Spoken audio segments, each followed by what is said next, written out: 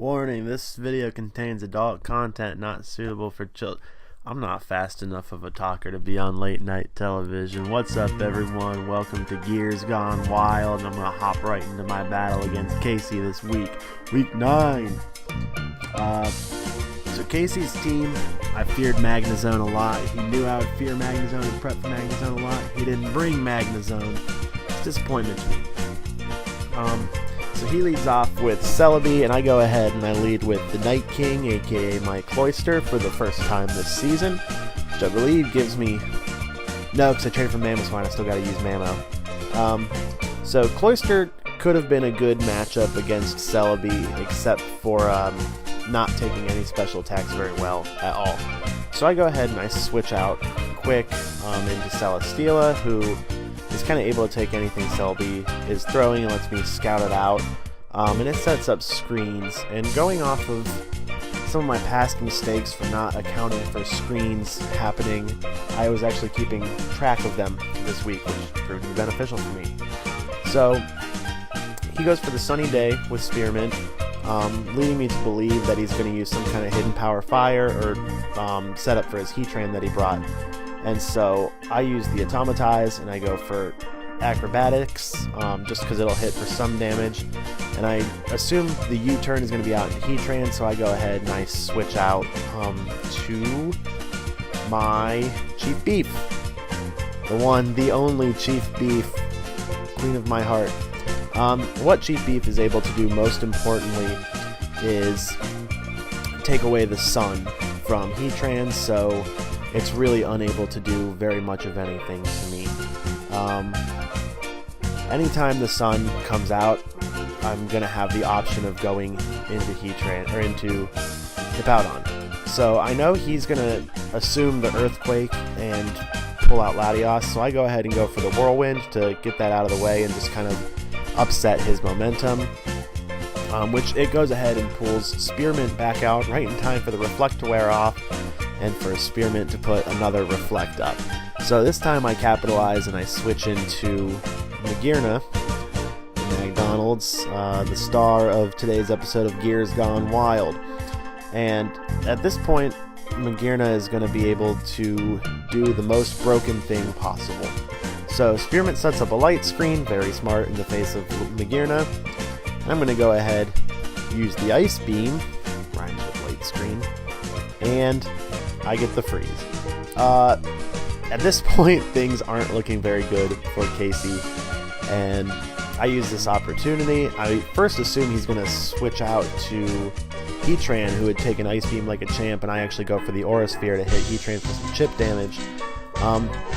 But he opts to stay in, which is a move I do question a little bit how much it would have changed the course of the battle. At this point, I assume he's going to stay in, he's not going to bluff me, and I go for the Shift Gear just in case. If he did switch out, I would have a free turn to switch into anything and keep control of the game. And if not, I get a free Shift Gear and outspeed anyone in this team not named Mega Aerodactyl, I believe. So he actually goes ahead and unfreezes this turn, but he's one Ice Beam away from certain death, and I think the light screen counter is at one turn after this. So he withdraws, and he sends out the Yas Queen Nido Queen, who, under light screen, tanks an Ice Beam, but without a Choice Scarf will not outspeed me past the Shift Gear, and I'm going to be able to get the KO on the next turn, which of course activates my Soul Heart and brings the slow, inevitable march of death to Casey. So he sends out Scary Terry, which to me is absolutely one of the funniest names in the entire league. And I went ahead and calced for Fire Fang and Earthquake on this Scary Terry. I actually calced for Mega as well. And even in the sun, I knew it would 2-hit KO me with both moves. So I took the chance on the Ice Beam, which at +1 special attack had a 99.7% chance of one-hit KOing. So I went ahead and took that 99.7% chance. And at this point, I'm up at +2, which I don't think anyone on his team would survive. Maybe Assault Vest Latios would, but even then I could Floor Cannon. he goes out, and I get the critical hit on the 5 HP that Celebi had left, and I get my +3 special attack. And at this point, the game is over, and I felt bad about the freeze.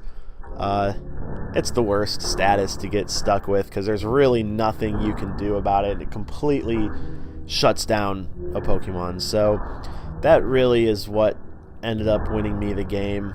Hippowdon would have been able to do a lot of work in this, and I had, I think, a team that would have worked well, but we didn't get a chance to see because McDonald's hogged all the glory. So I went for the all-out pummeling just to guarantee a KO. At this point, I think Aura Sphere would have absolutely KO'd, but whatever. I'm here for a little bit of glitz, a little bit of glam. So he sends out Shantae, the Gourgeist, who I definitely did not expect to see and have not seen its shiny sprite, which is sweet. But at this point, the next 2 Pokemon to come out are just easy bait for Magearna to keep firing off ice beams. And that about wraps up the battle. So next week, I'm looking ahead.